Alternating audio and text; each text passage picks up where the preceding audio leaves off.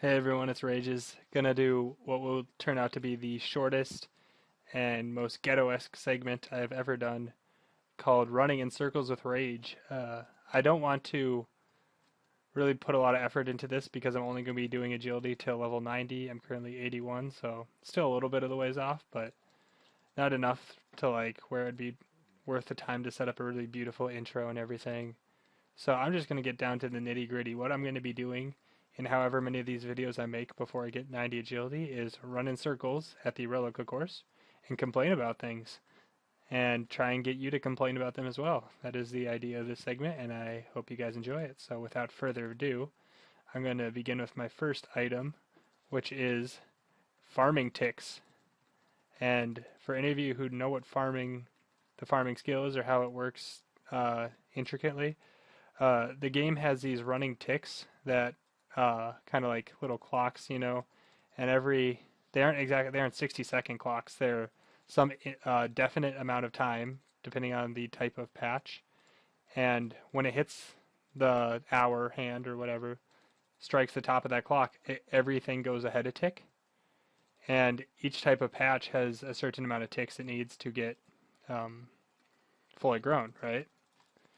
And the problem with this is that logging out in old school causes this weird thing where you miss ticks. And so, like, let's say a fruit tree patch has a two and a half, about 160-minute tick time for each tick, and you need 6 ticks for it to get fully grown. So we're talking a very long process. I think it's about 14 hours or something.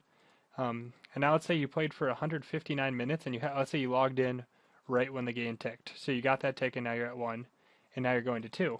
And you've been playing for 159 minutes, and you're bored, and you log off, and now you just effectively what you did is you skipped a tick, so it's going to reset back to 0 to the top of the clock, and you wasted 159 minutes of time essentially as far as farming goes. That 159 minutes never happened because you logged out a minute early. If you had waited a minute, you would have been fine. But most players don't know. The game doesn't explicitly tell you when these ticks are. Orion does, which is a lot of people don't use, so that's not fair to everyone. So the solution would be tell us when our fucking ticks are happening, or remove the game's dumb tendency to just allow you to accidentally skip them by either lagging out or just logging out prematurely. All right, so that is all I have to really say about farming. The other thing, I'm actually gonna say one more thing. Actually, after today, this was a horrific experience. Magic tree seeds are like 130k each if you're trying to get them in bulk, which is kind of expensive. Farming is a cool stat though, so I can understand that. But what I can't understand is when you plant 5 magic tree seeds, and I was watching the Orion thing, watching them tick up each time. And so essentially, if they don't tick up, that means it's diseased, which is also kind of cheating as far as the game's concerned because you shouldn't actually know that unless you go and visit your patch or have the nature talisman. And I noticed none of my trees ticked up. I'm like, what the fuck? So I went and checked out one and then proceeded to go to all 5 of them to figure out that they had all became diseased in the same tick. So that could have potentially been me losing all of my investment on what is something that, like, I don't know. I don't feel like disease should be a thing in farming, or they should make. There has to be something better where you can actively know that your stuff's getting diseased without nature talismans or nature TR, because that amulet is a really annoying thing to set up, and I think you need a strung magic root to make it. So it's just not something that's realistic. And getting no XP for a tree seed that you put in the ground for 130k is just really dumb. And again, it makes farming a more hard skill, I guess, but it's completely random chance whether or not your tree dies. And I'd rather have like some input into whether or not it dies other than just throwing the compost in there. Okay, so that is my farming spiel. I'm done now for now. Um, Next one though is many of you have cried every time you've seen this drop. I myself have. It's the Rune Javelin, the most useless range weapon in the game by far, hands down. The reason I can confidently say this as a fact and not an opinion is it is outclassed in every way by a different range item. It has mediocre range. I think that was supposed to be its strong suit, but they gave it a decent range, but it's still pretty shitty. Not to mention, no one ever really cares about the range of range weapons because you're generally either fighting from 0 or 1 squares away from your target. The one exception is in the fight caves, and you aren't using rune javelins there, so not very relevant of an argument. Anyway, it has very mediocre power. It's like just barely stronger than rune knives, which are very fast. That's why they're useful.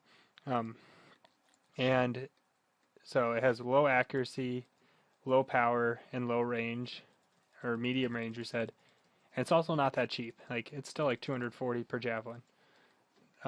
So javelins on pre-EOC never really got rectified, but they did make two really cool kinds of javelins. They made the Morgan's javelins, which were how they made those better was they literally just tripled the power of a rune javelin, which will obviously make anything good. So powering them up is one option. Different option is what they did at the Jadenko layer, which was, I thought, a really cool update. It brought the Vine Whip into the game, which is, I think, what inspired the Kraken Tentacle in this game. So what the Jadenko layer introduced were these javelins that were pretty powerful, but they had a special ability. It wasn't a special attack, but it was your damage increased as you got farther away from your target, which was a really cool mechanic. And I would like to see more of those mechanics in old school. They make the game more interesting. They weren't really relevant in many things, but you could definitely have fun with them, especially training when you're safe spotting and or go to Castle Wars. And so it introduced some fun new mechanics to a safe minigame. And I don't think there's really anything bad about that. They weren't amazing for PKing. They weren't really overpowered in staking or anything. It was you use them for fun in Castle Wars or for training on Jadenkos. That was pretty much the two things that they were used for. And no one was really upset about it at all. So I think that'd be a really cool idea is if they could maybe introduce, and it doesn't have to be to the old javelins. It can be, they can just make the new javelins. I don't care. But maybe some mechanic like that would just make them a little bit more relevant or give them at least one reason to be used over a different ranging item.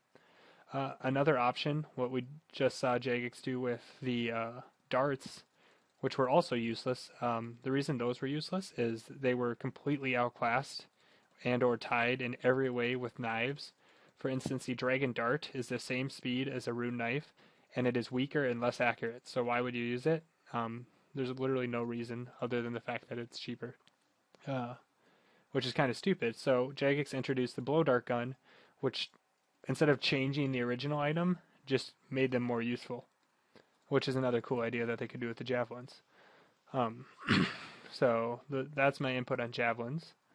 I'm just going to stop here for a second and ask you guys to, if there's any item that pisses you off or you want to like me to discuss and talk about why or why not it's relevant or deserves to be raged about in the Circle of Rage, please let me know in the comments. I'd like to know if you guys want me to continue doing this. If you enjoy this, just keep it coming. I'm going to make more quality content, obviously, once I get 90 agility. Agility isn't AFK enough for me to really produce any nice content because I have to be clicking every couple of seconds. And I just really want to get 90 agility over with because I hate the skill so much. No offense to anyone who loves agility out there. But once I start doing things like smithing and getting my other skills up, I'll be able to make some nicer videos with nice intros. I apologize for my old intro. It was really obnoxious. I didn't really realize that at the time. Alright, with that said, I'll move on to my next item, the body rune. And the reason this gets brought up is in the chat in my clan the other day, which you guys are all welcome to join if you ever just want to talk. Rages is the name. We were talking and someone said body rune, and a level 125 in my clan didn't know what a body rune was. And I was about to say, how the fuck do you not know what a body rune was? And then it hit me that there's only 3 spells that use a body rune. 3 out of like I'd say there's probably 200 spells in the game between the 3 books. That might be a few less than that, maybe 100 something. 150, my brother says. Get the point though. There's only 3 that use body runes, and the earliest you can use it is level 3, and the latest you can use it is 19. So that's pretty dumb. I don't know. That's completely underusing some piece of content that you made, pretty much. Uh, for instance, the Mind Rune stops being used, you'd think, at 13 with Fire Strike, but they reintroduce it with a Slayer Dart at level 50. So an easy solution to this is introduce some spell that kind of uses body runes, like Mind Runes are used in the Slayer Dart spell as almost like an elemental rune that you need to consume a lot of for the spell. Uh, really, the body runes are kind of a useless rune. There's no tactical advantage to casting Curse in the middle of a battle because people carry pots with them and will just pop back up. Not to mention a 5% drop is very, very small when you're PKing actually, and it doesn't stack. Like you can't keep casting it. You can only cast it once, I believe, before they're. My brother says twice, but yeah. Um, so essentially, it's really just a very underwhelming spell and rune in general. The only real purpose the body rune serves is it's the highest level or highest XP and I guess level rune that a non-member can make. But even then, I think different runes are closer to a bank and more XP per hour. I think fire runes is probably the closest for non-members. Um, so earth runes, my brother says. All right, and so that still probably wouldn't be the best XP. So they're really, in the same respect to javelin, just completely outclassed by other runes. And I mean, there should be stronger and weaker runes, but there shouldn't be completely useless runes. Like, there's no reason to have just useless shit in the game. It kind of just makes it look sloppy. Um, all right.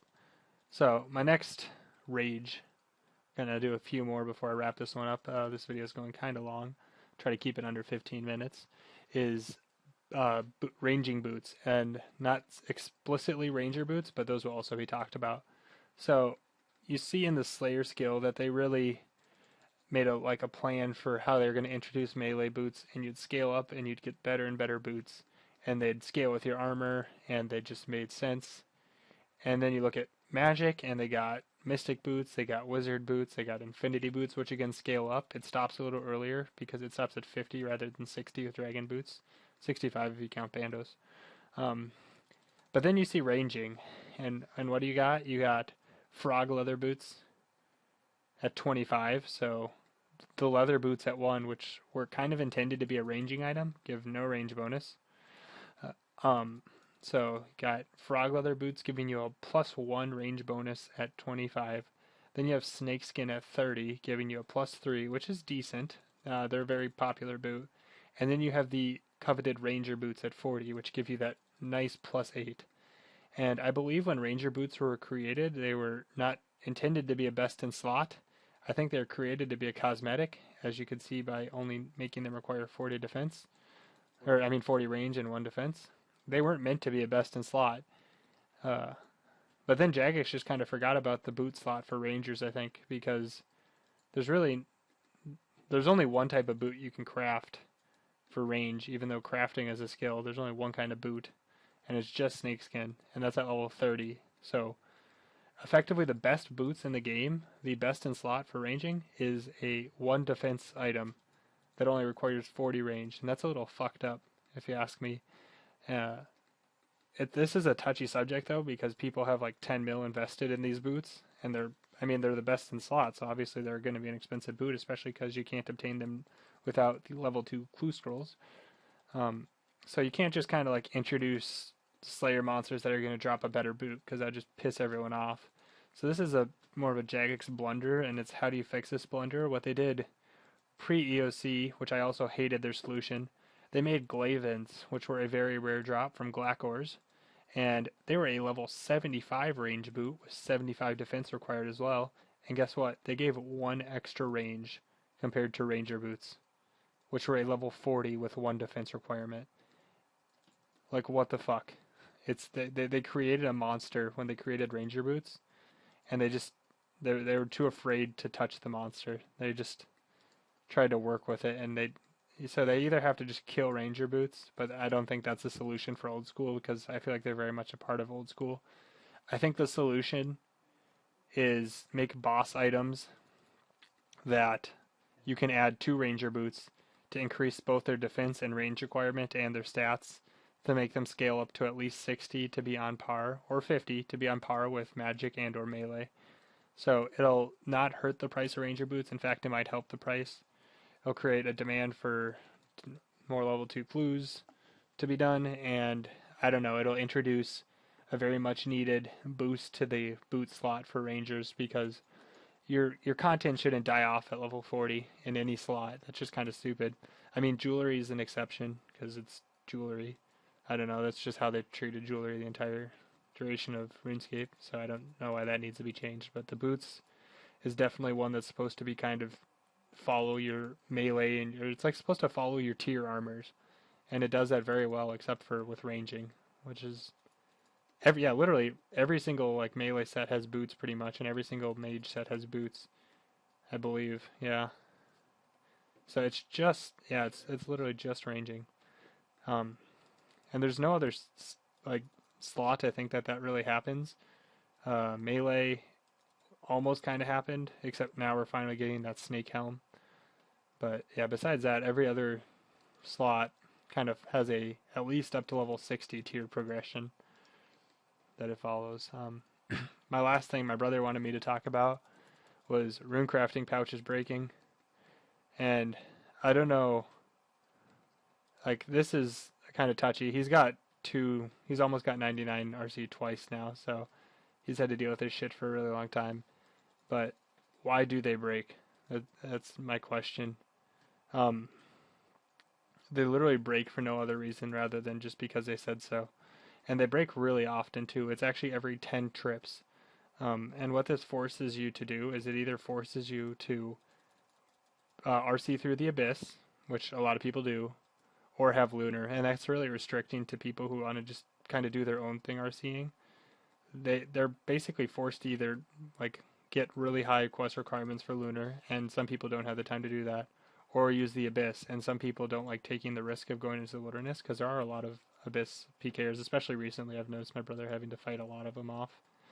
So that was just a really unnecessary update, and if they made like a Nightmare Zone reward point or something that would like make the pouches not break, or break less often even, that'd be pretty cool. And I mean, it's explicitly the giant pouch that's breaking the most often because of just how it works. But I think it just breaks way too often for no reason. And so if you guys enjoyed this, please let me know. If you hated it, also let me know. If you want me to talk about anything, again, just leave it in the comments. Like, comment, subscribe, and have a nice day, guys.